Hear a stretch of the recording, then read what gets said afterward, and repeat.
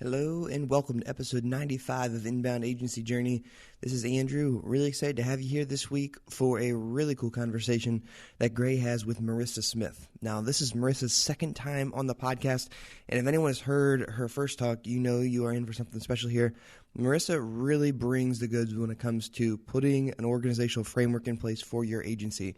She's a huge advocate of the EOS. If you've read Traction by Gene Wickman, that is the Entrepreneurial Operating System laid out in there. And Marisa has walked that line for her agency, and she's also now helping other agencies with EOS implementation. And in this episode, there's tons of resources and links, next steps that you can take if you're interested in using the EOS at your agency. Before we jump into that conversation, this episode of Inbound Agency Journey is brought to you by Do Inbound. Do Inbound is project and process management for agency pros just like you. From the ground up, everything inside of Do Inbound was designed with the marketing agency in mind, from the framework that lays out how work is broken down to the design of the tool and the visual elements inside of there. Everything was built with a marketer in mind. And we designed this guy to help you scale your agency. Now, the fallback of most project management tools is that when you log in, it's completely blank.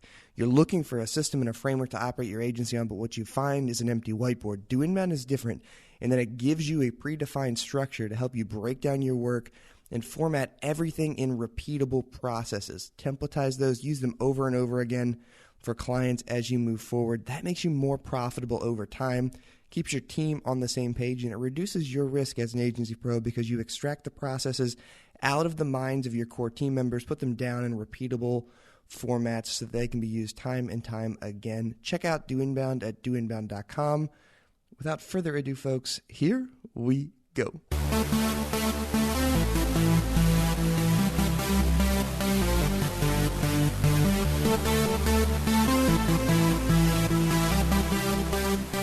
Welcome to Inbound Agency Journey. This is the show where inbound agency leaders share the strategies, shortcomings, and successes they've experienced in their journey toward building their dream agency. Now, here are your hosts, Andrew and Gray. All right, welcome back to Inbound Agency Journey. This week, I am bringing on a repeat guest. Marisa Smith was on back in episode number, I want to say 32. I should have looked that up probably ahead of time. But Marisa, you chatted with Andrew about developing an agency operating framework and a lot of your story. So I'm excited to have you back on today to be talking about the EOS, what you're up to currently, and how agencies can benefit from your story, really, and from a lot of other agencies. So welcome to the podcast. Thanks for having me back. I appreciate it. Well, I am very appreciative that you took time to come back on. So I thought it might make sense for folks who haven't been tracking with us or gone back all the way in the archives this is now episode number 94, so over a year ago, to just kind of recap your story. Obviously, a big part of your life and career has been with Whole Brain Group. So do you just want to kind of give us a little recap on the agency story and then how you found EOS, and we'll kind of go from there? Sure. So I started my company back in 2002. I had been working at the University of Michigan prior to that, doing technical support and database website stuff. And so I struck out on my own with visions of flexibility and spending all this time with my family and making lots of money and the classic. Usual, classic classic vision. And really worked by myself for the first couple of years, then hired a few people to help out as we started to grow. But about 10 years into the journey, I kind of woke up one day with, I think we had 10 employees at that point in time, but I was really at a point where about 80% of the work I was doing was stuff that I didn't really enjoy doing anymore. I had worn every hat in the company, had been involved in every aspect of the company, and had sort of woken up with this kind of garbage position of everything that had to be done I was doing. And although I had hired people for various roles, I had not done a fantastic job of being clear about the roles and responsibilities and really letting go of the things that I no longer wanted to do anymore. But I had also kind of resigned myself that this was the way it had to be. Most of the other agency owners I talked to had similar stories. You'd say, how are things going? Oh, I'm so busy. Oh, I'm so tired. I only got 3 hours of sleep. Well, I only got 4 hours of sleep, and it was kind of this competition. And so I thought, well, this is just the life of the entrepreneur. It's not what I thought it would be. It's working 60 hours a week and never seeing your family, and that's just the way it is. So I was out to dinner, though, with a friend, and I was complaining and noticed that he wasn't really complaining right back to me. I said, all right, what's your secret? Why don't you have any of these problems? And he said that he had started using the Entrepreneurial Operating System and that it had changed his life. And so I thought, okay, it's time for me to read that book. And so I went back and read the book Traction, which is by Gino Wickman, the founder of EOS.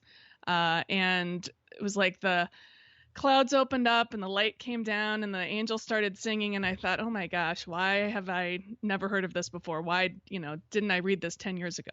And so, we just started implementing the system. About 2 years later, we hired a professional implementer to help us because we kind of hit the ceiling again. We couldn't really break through trying to do it ourselves. And now 2 years later, I realized that I wanted to be a professional implementer. And so I turned the day-to-day of the company over to my leadership team a few months ago, and I'm now trained as a professional implementer, and I'm out helping other business owners do what I've done. So that is an awesome story. It feels like you've told that a couple times. That's crisp. That's crisp. Well done. That transition, as you were saying, obviously we were kind of joking about the classic, but also classic, the agency. I think people just don't realize, like, a business really does kind of have its own way of taking. If you don't drive and direct your business, it will definitely drive and direct you, and it just takes over. Right. And I didn't realize that you could be intentional about the path that your business takes until about 10 years in. And once I realized that I could really take control and set an intention and get everybody rowing in the same direction, that we could actually, achieve that. But if it was all in my head and nobody could see what was in my head, we were never going to get there. Right. And that was the disconnect, I think, that I had experienced for the first 10 years of the business. So as I mentioned to you kind of before we hit record here, we've been getting a lot more questions. I feel like EOS is really starting to grow in the agency space. And it's kind of gotten beyond, at least with a lot of folks, beyond the stage of just awareness of, hey, what is the EOS? And now to kind of almost that consideration stage where people are like, well, should I do this or should I try and continue to put together my own operating system? We've implemented it at Do Inbound and been running on it for a little over a year now and absolutely loving it. It's been really helpful for us just to go through. It's so cool to go through even like the organizational checkup. We just completed that. We do that every 6 months. And to go back and compare, now we've got 3 different data points and see how that's grown and we've matured just over the course of that. But I'd love to hear from your story. And I don't know, maybe we need to preface this with kind of an overview of what the implementation model looks like. But I'd love to hear, I think it'd be beneficial to learn the order that you guys kind of went about implementing it. And then obviously we can kind of dive into whether you'd still recommend that same order or what lessons and mistakes you might have made, lessons you've learned. So yeah, I made mistakes from the beginning. I'm not alone. We're not alone here. Right. I definitely would not go back and do it the way that I did it. So the tactic I took was I read the book, and about 3 chapters in, I stopped reading the book and just started filling in the tools and thought, I got it. Right. I'll just take it from here. And I didn't get to the chapter that says, don't roll it out in the order that it's presented in the book. That was my first mistake. So after filling in the tools myself, as kind of the first pass and then kind of dropping it on my team and saying, we're doing this, and it not really taking hold for a few months, I realized that I needed to finish the book, take a step back, and really get everybody's buy-in. That they were looking at it as yet another one of the books that Marisa had read that was the flavor of the month. And so at that point, I think we did have a professional implementer come in and give us a free 90-minute meeting. So we got the complete overview of the system and the 6 key components of your business and how the system would help us strengthen all of those things.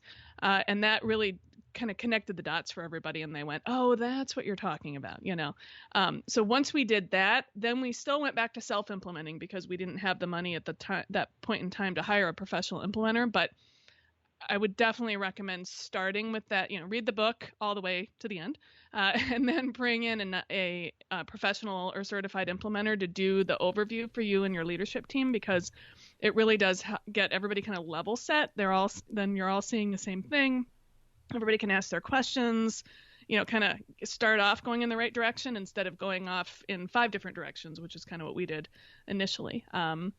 However, despite making that mistake, we still, I think, saw enough progress because I'm pretty disciplined and organized.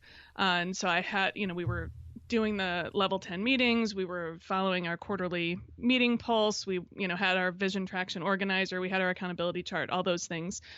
So we were checking the box. What I would say in hindsight is that I think we had a pretty good grasp of the science of EOS, but we did not have a good grasp of the art of applying it. And there are some subtleties to how you should roll certain things out or how you should implement some of the tools that you don't always get from just reading the book. And so professional implementers who have done this with a bunch of different companies and have actual training in doing this, they understand those subtleties.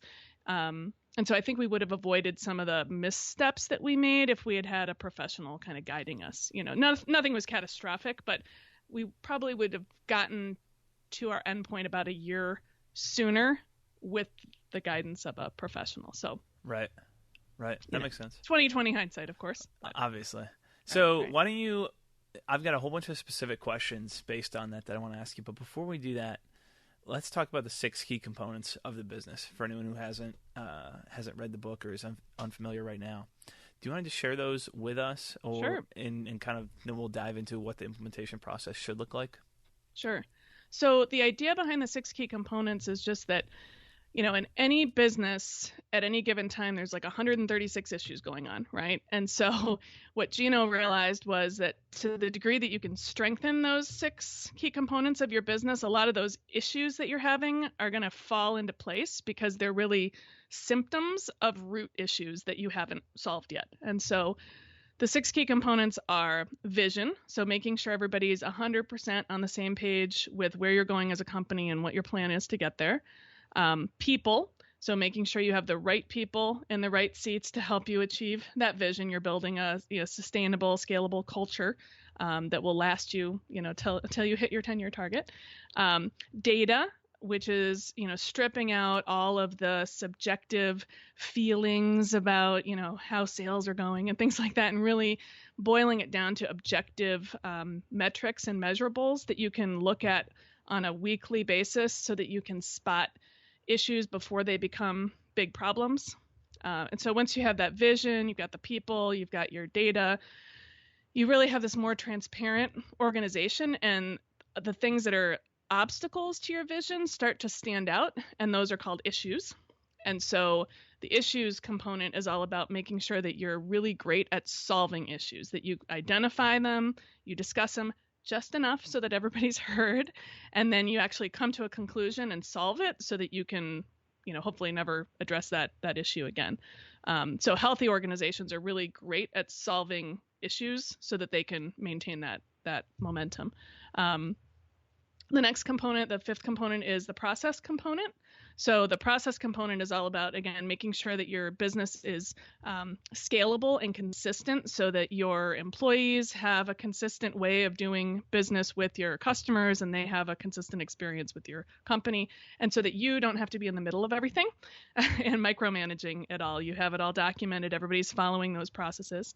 And then the final component is traction. And so the traction component is about that focus and the discipline, the accountability that you need to execute on the vision so that you're not distracted by shiny stuff, but that you've got this kind of 90-day world where you're focusing on rocks and priorities for the quarter, you're meeting regularly, you're maintaining that momentum, that traction, so that you can achieve the vision. So Those are the 6 key components. So when they're all strong, you've got a much more cohesive company. All the different pieces are integrated, and it should be much more effective company to run, and a much more fun company to own and work in. Right.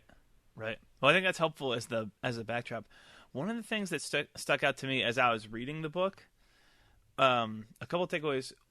One, I just kind of felt like very few of these ideas by themselves are unique and like completely brand new to me, but the whole cohesive system that brings them together, this is exactly what we needed. I kind of had that takeaway as I was reading this.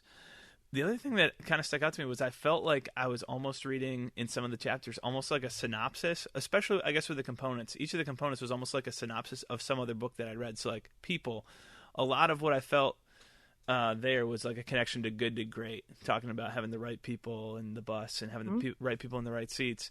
And through process, I felt like it was almost like, here's the E-Myth again. And so it was like, here's all these great and helpful business books that I've read, and now they're all coming together into one cohesive system. So I think that even just breaking it down into the components by itself is helpful to identify, okay, here's what I need to be paying attention to. Right. That's what I love about go ahead. No, go ahead. The system is that it really is, this is all time-tested stuff that has worked forever. But Gino just somehow, in reading all of the same books that we've all read, this vision appeared to him of how he could boil it all down and simplify it and put it into words that resonate with people who are entrepreneurial, and into tools that are practical, that people who are, again, entrepreneurial, who don't have patience for big giant binders of policy manuals and 3-month strategy phases and things like that. And so he really just boiled it all down so that people like us would read it and go, okay, this I can do, and so I think that's why it resonates with so many people, because he was an entrepreneur himself, so he gets the mindset, and he created something that he would want to follow.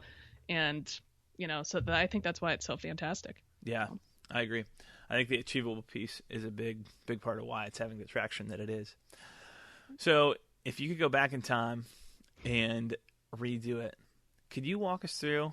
And I know that this could be lengthy, so we can break it up. And I'm sure I'm a chronic interrupter, so I may interrupt you a whole bunch of times. But if you could implement it at your agency, or this is kind of the hypothetical, like relatively young agency or agency who's to some degree spinning their wheels, like there's probably some growth, but it's not the kind of growth that they want, and it's not the kind of they don't feel like the lifestyle isn't necessarily what they were hoping it would be. In order to grow, it requires adding 10 hours a week to your workload, instead of there's just this process in place where new team members get brought on when it's time to. So the agencies in those situations, like what is the right implementation path with this? Obviously, we start by reading the book and understanding where we're at, but going from there, what would be the best way to approach this? Well, I definitely would reiterate the point of have a professional EOS implementer come in and do the 90-minute overview for you and your leadership team. It's a great level set. It's free. Do it. There's no reason not to do it. After that, then you have to decide if you want to follow the guidance of an implementer and hire them to kind of be your guide, or if you want to do it yourself. So regardless of the path you choose, I would definitely follow the proven process that Gino has outlined in the book, because it's worked with 20,000 companies. Why change it, right? So that process is, do the 90-minute meeting, and then you do something called a focus day. And that focus day is where you learn how to identify when you're hitting the ceiling, what that feels like, and what kind of skills you need to develop, what tools you have at your disposal through EOS that you can implement in order to do things like, delegate and elevate people in your organization, hire an assistant, get things off your plate, stuff like that will help you break through to that next level.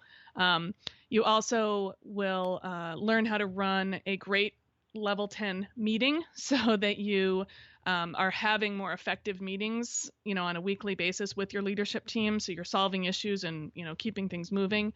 You take a first pass at your scorecard, and it just identified, 10 numbers that you can look at every single week and start getting a pulse on your business.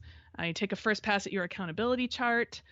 Again, just get clear on what the different roles are in your company and what the structure should be before you put people in those seats. You want to get the structure done first. That was a mistake we made, is we built it around the people instead of building the structure first. So anyways, there's a number of things that I won't go through the whole thing, but you do this focus day and you get everybody in a room and just work on all of this, work through all of it and get agreement. And then if you're working with an implementer, you'll go off for 30 days and practice by yourself, and then you'll come together again for another full day session, which is called vision building.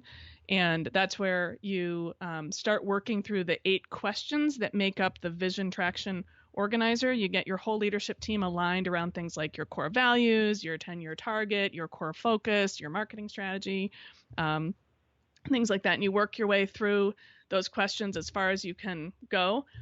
Take a break, go back for 30 days, work, come back, finish out the vision for another full day. So it takes about 3 months to kind of get up and running and use the foundational tools and begin to master them.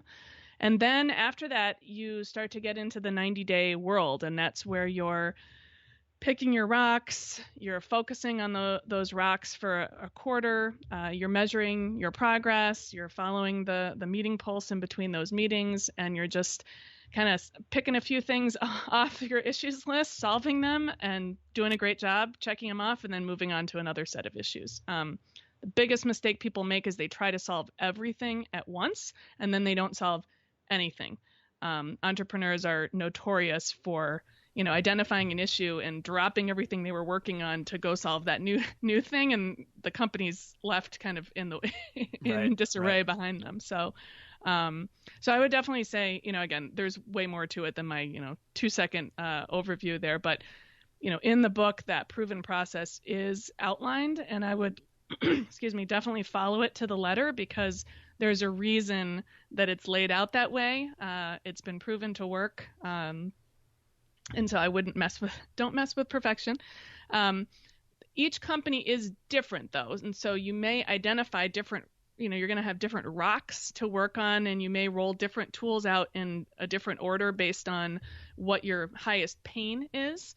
But ultimately the idea is that over the course of about 18 to 24 months, you'll work through everything. You'll have gotten through all the tools in the toolbox. You'll have learned all the lessons, that are part of the system, and hopefully if you are working with an implementer, at that point you can kind of graduate and do it on your own.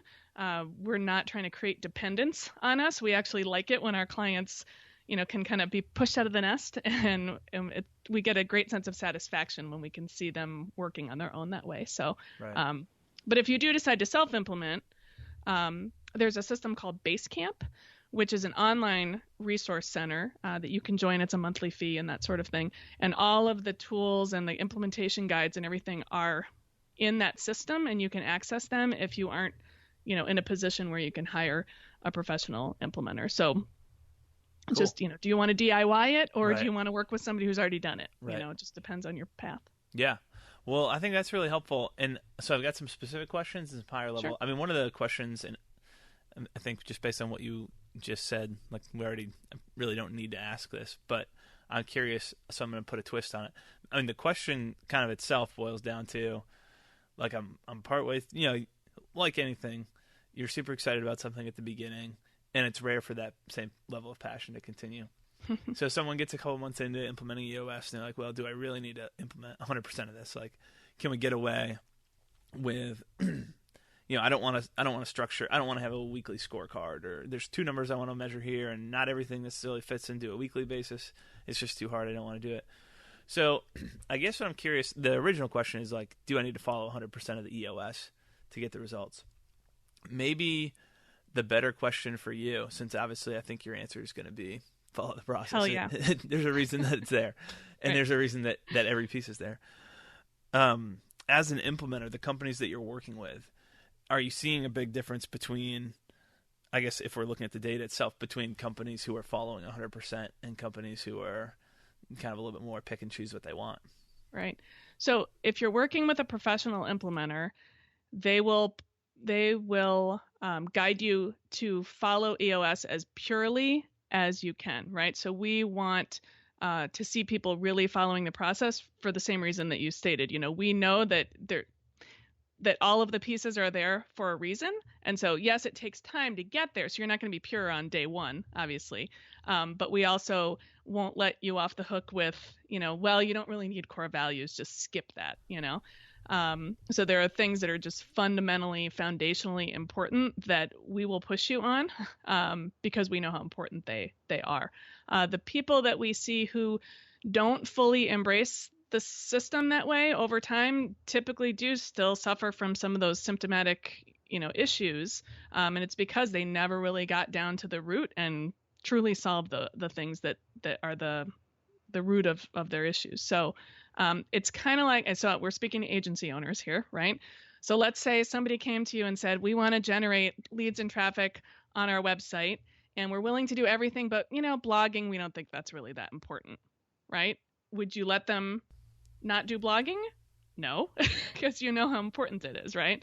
And if they don't do that one piece and then they complain about the results they're getting, that's part of the issue. So the system is there for a reason, just like inbound. There's a reason there's all those different pieces of the methodology. It's because it's not just one thing that's the magic bullet.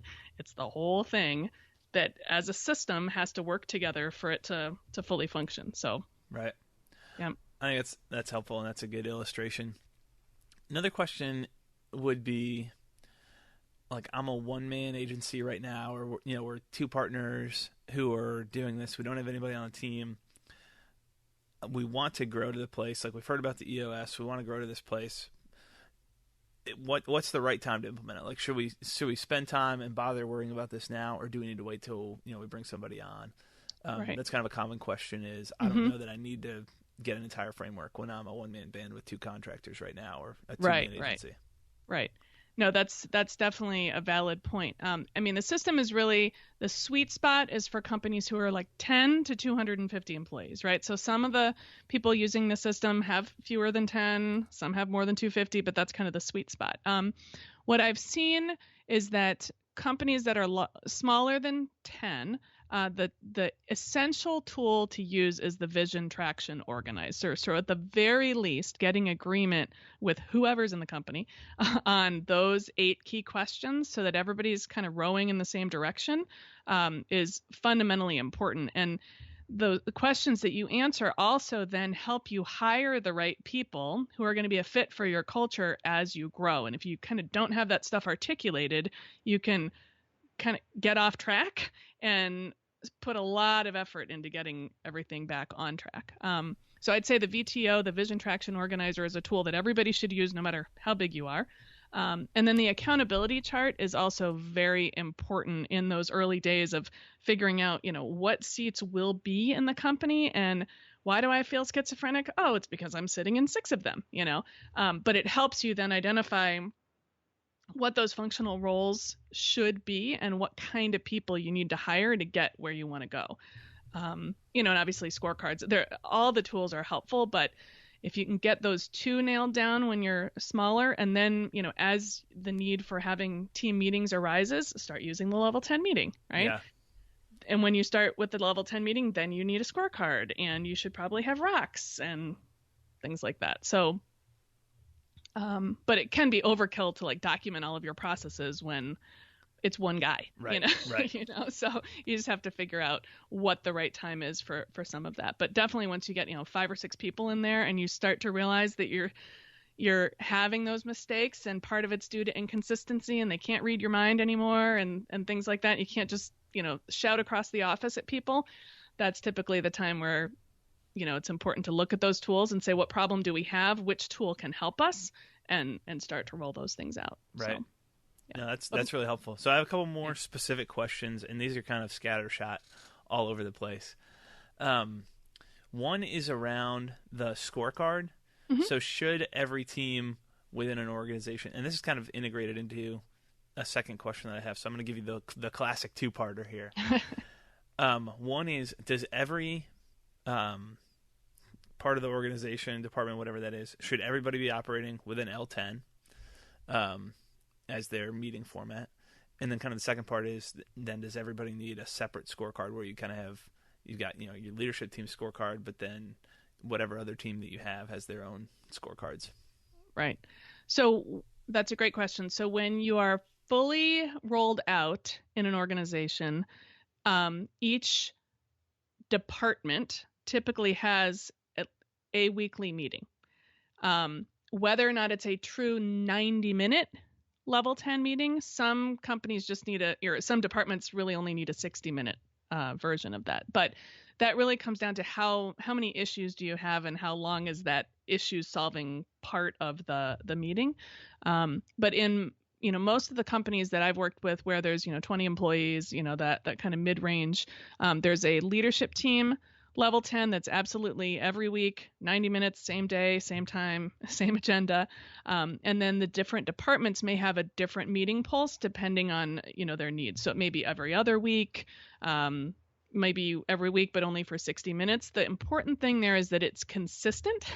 Everybody knows when it is, and that some version of that level 10 meeting agenda is being used. So I would definitely follow the whole agenda. It's just that the length of that issue solving portion may vary, again, depending on how many issues you're solving every week.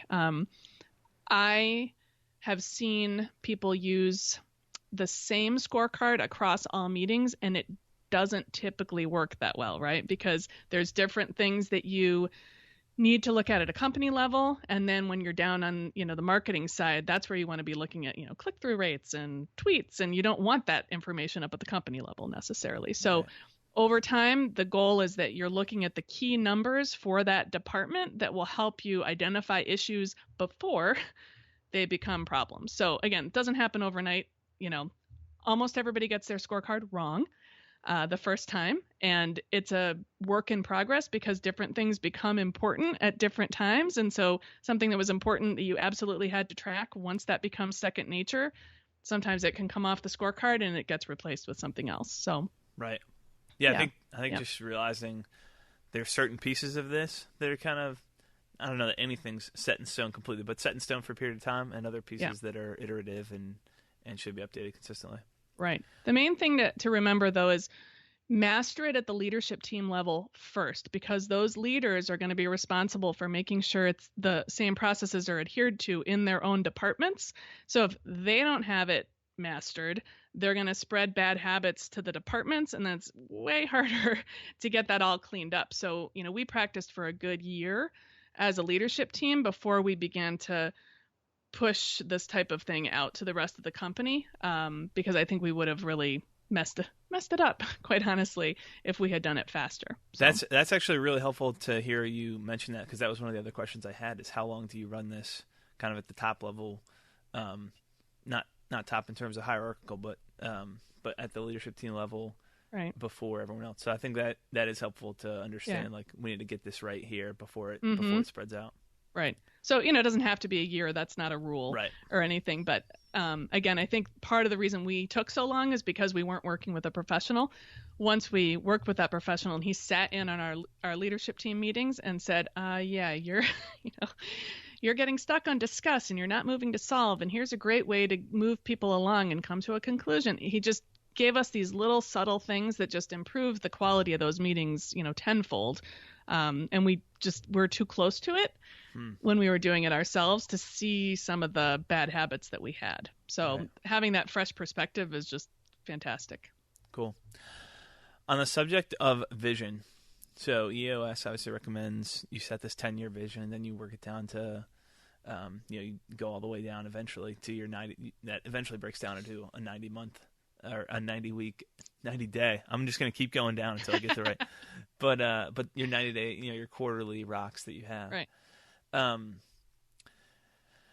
of the objections here is, like, especially in the agency space, especially a smaller organization, 10 years is way too far to look into the future. That's what you hear. Is 10 years too far to look into the future for some people?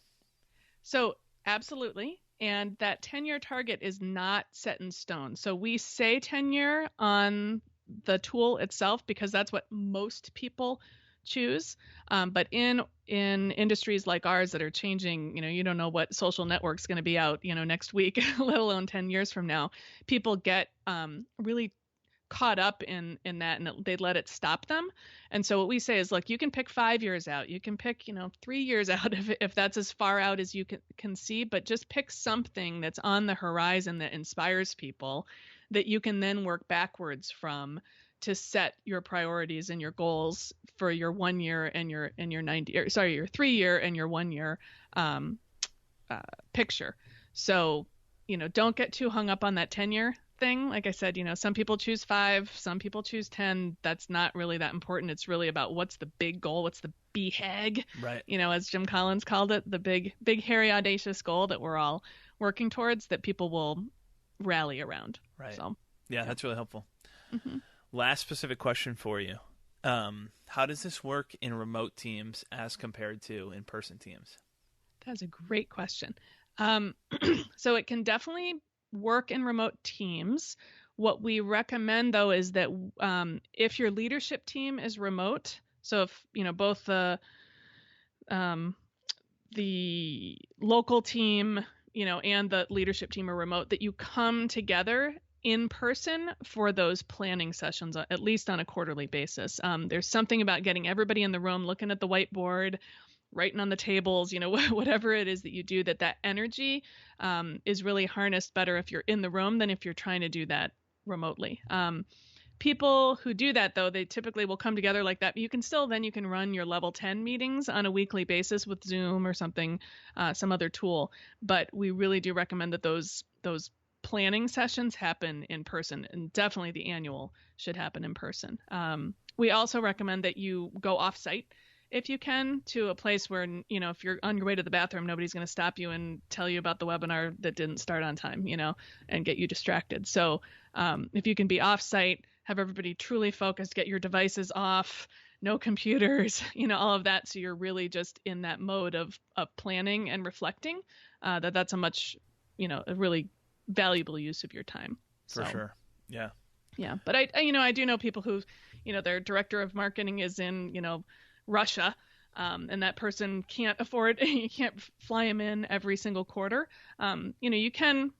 You can work with that way, but definitely trying to get them in as often as you can, just because of that team health is a big component of this. I think a lot of people discount that, or they don't think about that as being so important here, but the Entrepreneurial Operating System is as much about the process and the tools as it is about building this healthy, cohesive leadership team that functions well together. And so, people just naturally start to drift apart every 90 days, and bringing everybody back together like that to, renew the alignment and the commitment and get any issues on the table and work through them as a team is really important to maintaining that momentum over the course of the year. So, yeah, no, I definitely agree with that.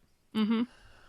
Well, cool. Well, I know I've kept you on here for a while. If people have follow-up questions from this or want to figure out, should I do EOS, but should I self-implement? Should I use Basecamp? Should I use an implementer? What resources are out there? What's the best place to point them to? So anybody can feel free to reach out to me. I get inquiries actually all the time from the last podcast that we did. I have a new website, which is marisa-smith.com, which I'm sure you'll put in the show notes. And on there, you can reach out, fill in the form or book a meeting with me. I have the HubSpot meetings tool on there, so you can book a call with me. But I'm happy to talk to anybody and answer your questions. And then if it makes, if you want to work with an implementer, I can help connect you with somebody in your local area. There are 155 implementers around the world now, and most of us work in a particular kind of in our backyard. So everybody's really great, and I'm happy to connect you with the right person so that you can get your implementation questions answered. But from that initial conversation, I'm happy to help. Awesome. Well, I just want to thank you, Marisa, for coming on. As you mentioned, all the resources we've talked about here, those will go in the show notes at doinbound.com/podcast. But thank you so much for coming on and helping to shoot down a bunch of these objections, just kind of shed some more light on the EOS process and some of what's just possible if you take the time to intentionally guide your business. So thank you. My pleasure. And I should mention, I would be remiss if I didn't mention that EOSworldwide.com is the website for EOS itself. And obviously all of the full resources are there, but I have a link to that on my site as well. So, either way is fine, but I should mention that too. Awesome. Good stuff. Thank you.